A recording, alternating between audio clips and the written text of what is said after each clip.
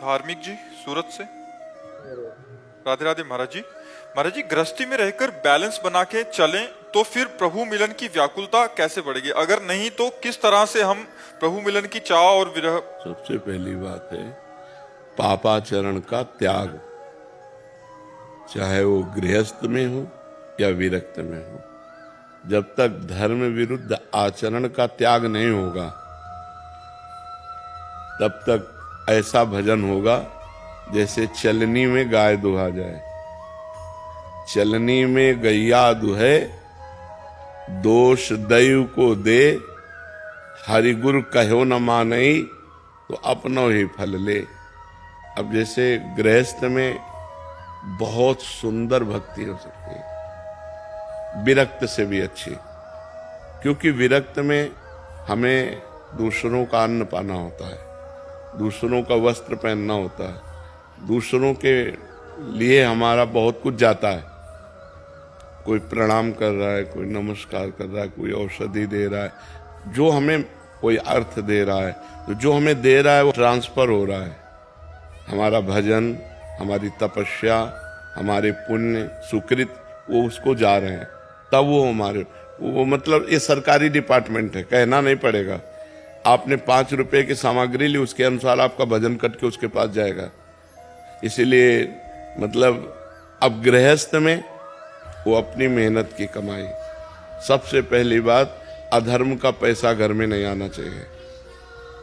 चाहे नमक रोटी दाल रोटी ना मिले तो नमक रोटी खा लो, लेकिन रबड़ी रसगुल्ला होटलबाजी के लिए बेईमानी, घूस, अधर्म का पैसा नहीं आना चाहिए।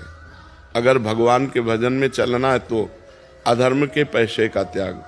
दूसरी बात, अपनी पत्नी के प्रति जैसे हम काम भाव करें तो वो पाप नहीं है, लेकिन दूसरे की पत्नी के प्रति काम भाव करें तो वो महापाप हो जाएगा। धन और काम भोग, ये दो बातें सबकी बुद्धि को भ्रष्ट कर देती हैं प्रायः। और तो छोटे छोटे बड़े अटैक हैं, लेकिन बड़ा अटैक ये है काम का और धन का। बस ये जीव की बुद्धि को भ्रष्ट कर देता है। अब हम भगवत प्राप्ति की, ये तो परहेज हुआ। भगवत प्राप्ति के लिए सबसे पहला काम भगवान नाम का अभ्यास करना, जीव से भगवान नाम का अभ्यास करना, और परिवार में हर सदस्य में भगवान की भावना करना, फिर मोहल्ले में हर सदस्य में भगवान की भावना करना, फिर पूरे गांव में, फिर हम उसको बढ़ाते चले जाएं, पूरे विश्व में ले जाएं, तब हमें भगवत प्राप्ति हो जाएगी। 2 बातें हैं, नाम जप और भगवत भावना, बस इसी से भगवत प्राप्ति हो जाएगी। जो परहेज है वो बिगड़ गया तो रोग ठीक नहीं होगा, नहीं भाव रोग पक्का ठीक हो जाएगा। सदगुरु वैद्य वचन विश्वासा, संयम यह न विषय के आशा।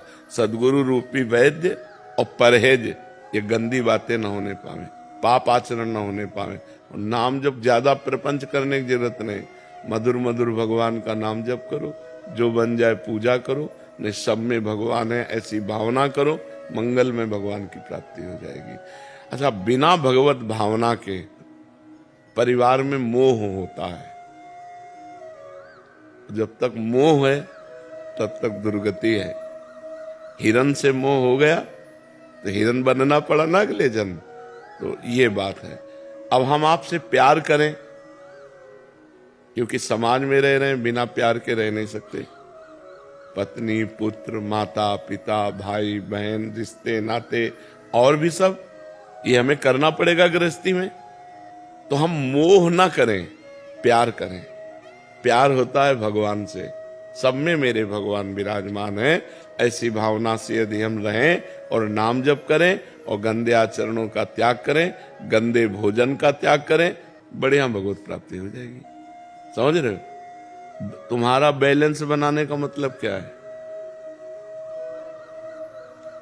हमने जैसा कहा वो तुम्हारी समझ में आया है? नहीं, जब ब्याह हो जाए तब केवल अपनी पत्नी में, नहीं तब तक ब्रह्मचर्य रहे। तब अभी तो बैलेंस बनाना ही नहीं है, अभी तो बिल्कुल फिट चलना है, फिर बैलेंस सोचो आगे जब ब्याह हो जाए।